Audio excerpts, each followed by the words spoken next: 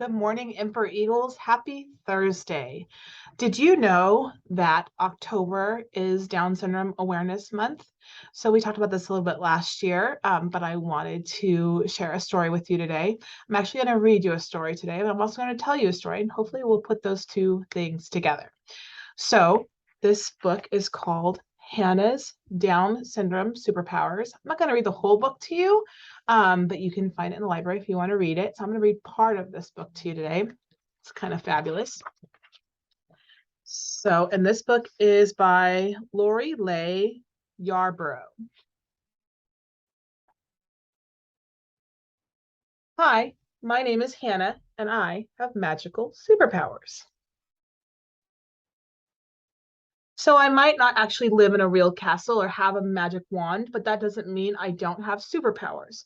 My superpowers come from my Down syndrome abilities, and my Down syndrome abilities come from an extra chromosome.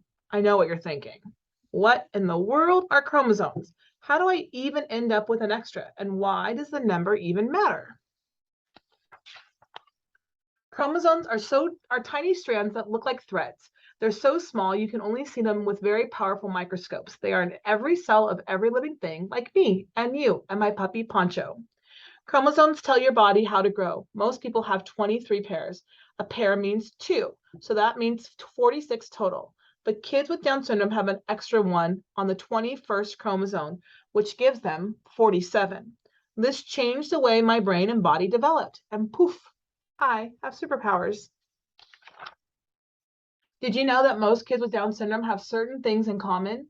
They have almond-shaped eyes and somewhat flatter profile makes our faces look similar. Some of us even have a single straight line across our palms. Both boys and girls can have Down syndrome, but it's not scary. You can't catch it. Kids with Down syndrome are just like kids without Down syndrome. So let me tell you all about my superpowers. My first superpower is that I am a fun friend. I love fun. I love friends. If you're playing or having a good time, I want to join in on play dates and birthday parties and story time and using my imagination, coloring, swinging, dancing, dressing up, cars and trains, dolls, puzzles, crafts, art, games, singing, building, laughing, hanging out on the playground. And here at the bottom of these pages are helpful hints for friends. Your friend with Down syndrome wants to play and laugh. She wants to be a good friend to you, so be a good friend to her. Sometimes you might have to show her how to take turns or ask her to join and with your friends. If she can't always keep up, be patient and don't run off and leave her behind. And if anyone is unkind or tries to bully your friend, always stick up for her. She learns several simple signs. So she uses sign language sometimes to communicate. Helpful hints. Your friend with Down syndrome usually understands what you're saying, even if it doesn't always seem like it. Talk to him like you talk to your other friends. Sometimes you may need fewer words, but for the most part, he likes to listen to your conversation. It helps him to feel included. If your friend is young and has a hard time using words, learn some simple sign language. He'll eventually be able to tell you what he wants. It may take a little longer, but keep smiling, keep chatting, keep playing. The power of love.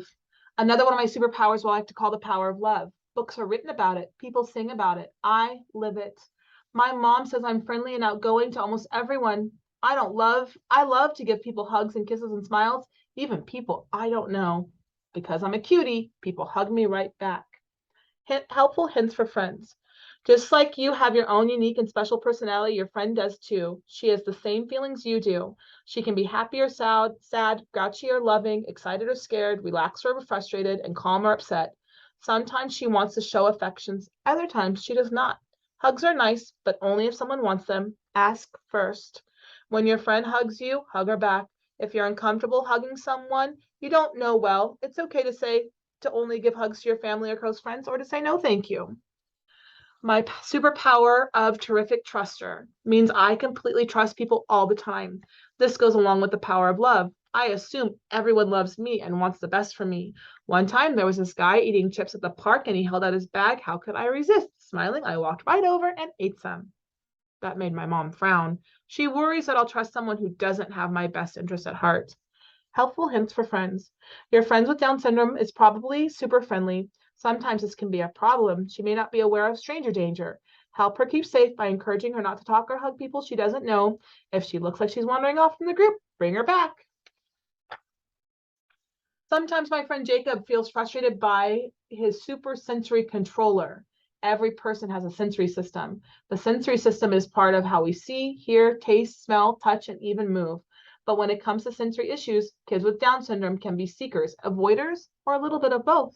Seekers don't get enough sensory information or are undersensitive to their surroundings. Sensory seekers might spin and rock, grind their teeth, enjoy bright lights, love to be hugged tightly, chew or lick things. Avoiders get too much sensory information and are often oversensitive to their surroundings. Sensory avoiders might decline certain clothes, refuse specific foods, freak out about dirty hands, panic around bright lights, or resist wearing shoes.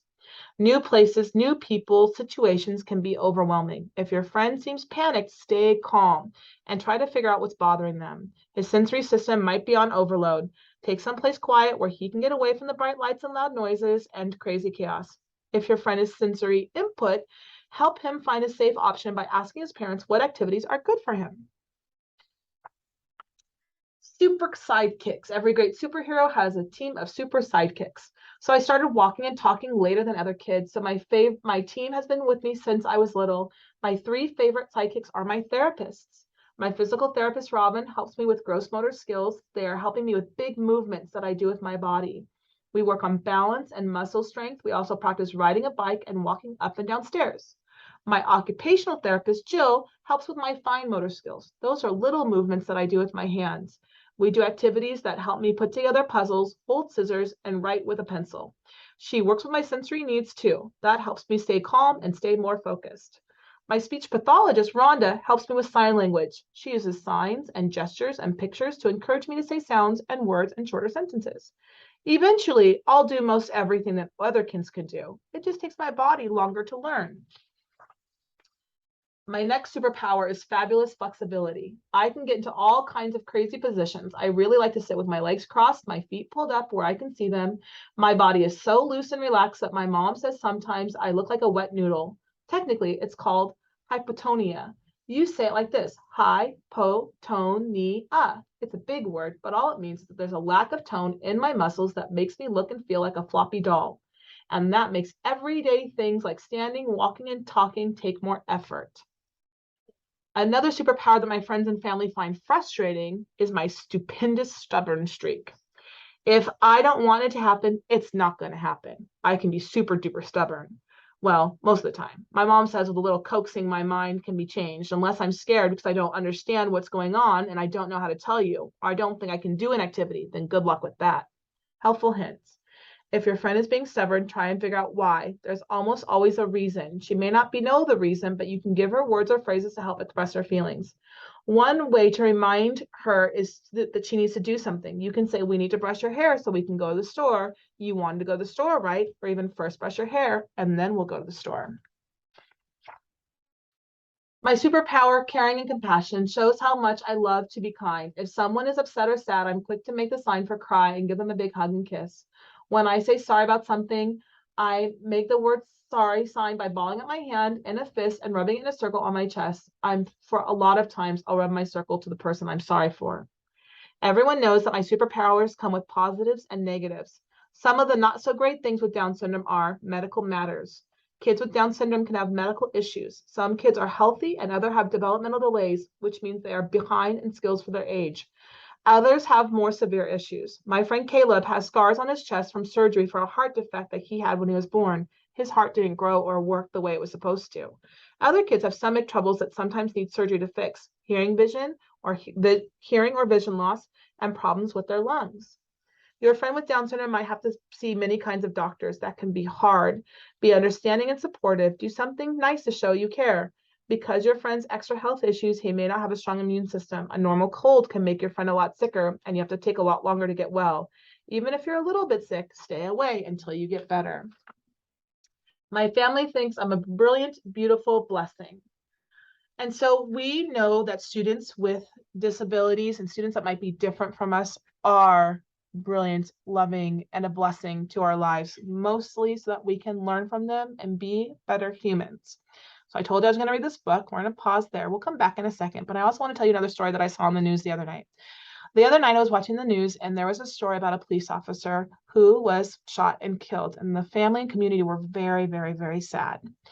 Well, one day in the police office in the police station, a man walked in, and the man looked like he could be homeless. He didn't have the nicest clothes on, and he looked a little bit different from others. And so the clerk at the desk said, "How can I help you?" And the man gave the clerk an envelope. So the man didn't say anything and walked out the door.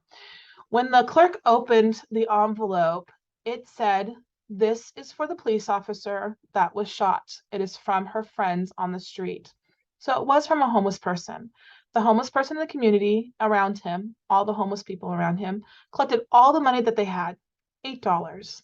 $8. They had only $8, and they gave it to the police officer's family. And why? Why did they do that? They gave all that they had to this police officer. They said it was because she was always so kind to them, that she just, every time she came out, she was so incredibly kind to them. In the interview, there was a man wearing a shirt and it said, "Walk next to, not behind." And I just like, that was an amazing shirt. Well, it goes with our story today.